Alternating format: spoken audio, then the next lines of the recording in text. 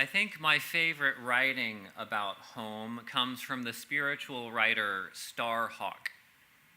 In a reading from our new hymnal supplement, she describes the wonderful dreaminess of home.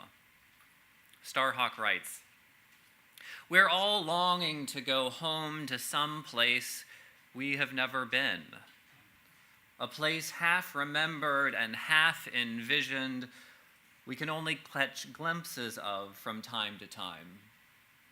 Community." In these few lines, she captures so much about home. Part is the longing that I imagine is universal. It doesn't matter where you come from. If home means a thatched roof or marble columns or mud bricks or cookie-cutter suburbia, everyone longs for space that is safe in this world. Home, of course, is more than a building. It's also this elusive feeling. It's an amalgamation of memory and dreams of what could be. There are a lot of different ways of feeling at home. All of them are satisfying. We can feel at home in our bodies, and that's no small accomplishment. It can be hard to remember that these masses of bone and flesh carry us through life and allow us to experience everything that we love. And against the images of chiseled abs and thigh gaps and perfect skin and permanent smiles, it can be hard to appreciate these imperfect, awkward bodies that we live in. Now and then, though, I hope that we feel at home in them, comfortable and satisfied. I wish for all of us a sense of being at home in our bodies. Similarly, I wish for us a sense of being at home on this earth. As we urbanize or maybe suburbanize, fewer and fewer young people get to experience the beauty and the humbling power of nature. Disconnection from this earth home of ours is a tremendous loss. A little bit of information about local ecology or encountering native plants and animals goes a long way towards seeing how we fit here. It's good to feel at home in this interdependent web. I wish for all of us a sense of that belonging. Now for Tapestry, with this building of ours, I hope we can build that sense of home. Not the place where someone lives, but the elusive feeling of belonging and satisfaction. To me, as I was thinking about it, home is a place where you can be your whole complicated self without too much explanation. At home, sometimes you have to apologize for mistaken words or actions, but you never have to apologize for who you are. As I was preparing for today, I was trying to wrap my head around what makes space sacred. And this story popped into my mind, of course, of Moses and his first jaw-dropping encounter with God. The story says that Moses was keeping the flock of his father-in-law on Mount Horeb, and there an angel appeared to him in the flame of a fire in a bush. He looked, and the bush was blazing, yet it wasn't consumed. And God called to him from the bush, "Moses, Moses!" "Here I am," he said. Then God said, "Come no closer, remove the sandals from your feet, for the place on which you are standing is holy ground."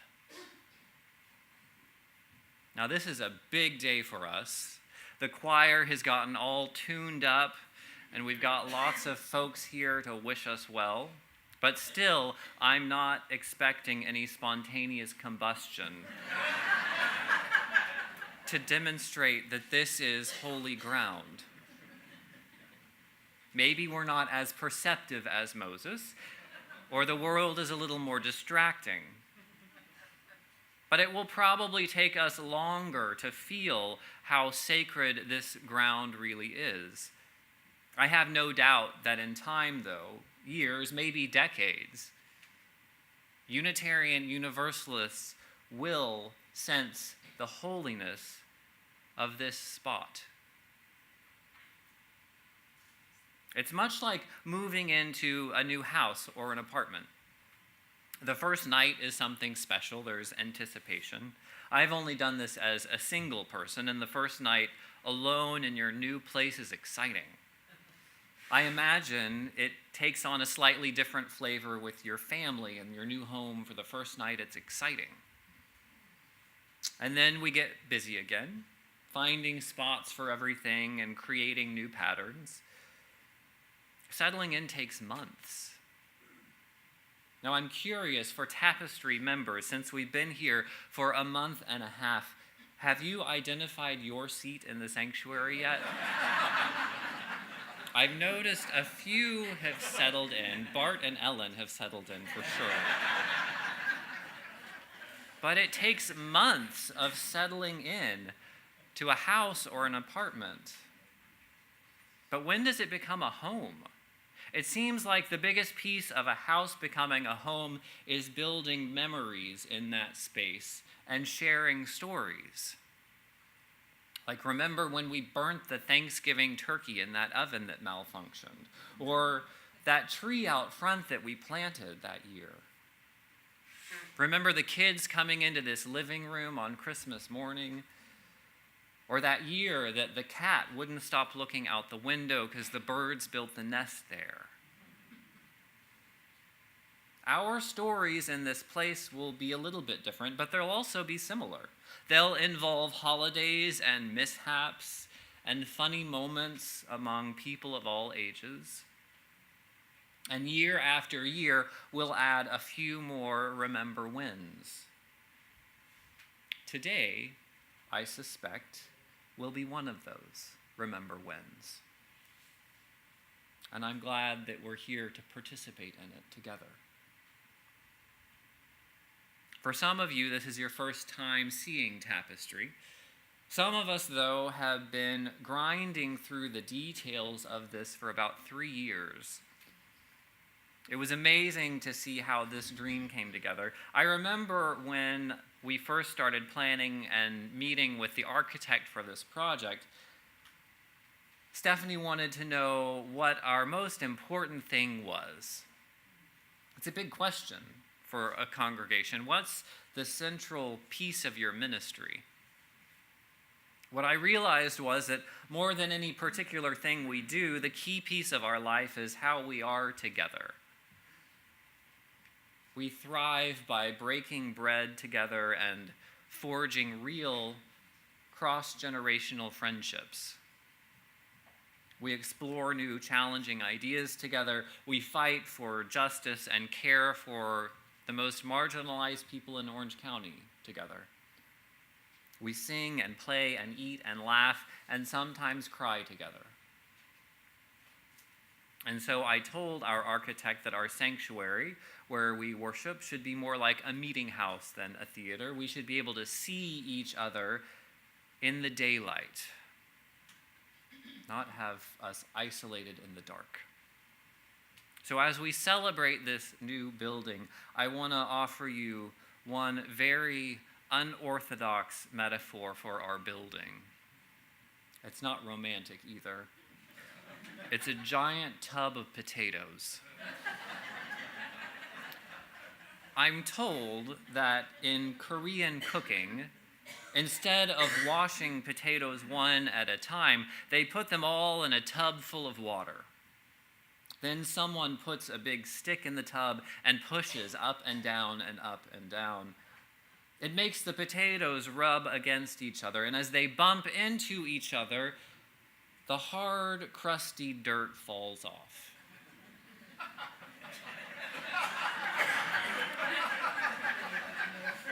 If you wash potatoes one at a time, it takes a really long time to clean them, and only one potato gets clean at a time. If they're all together, though, the potatoes clean each other.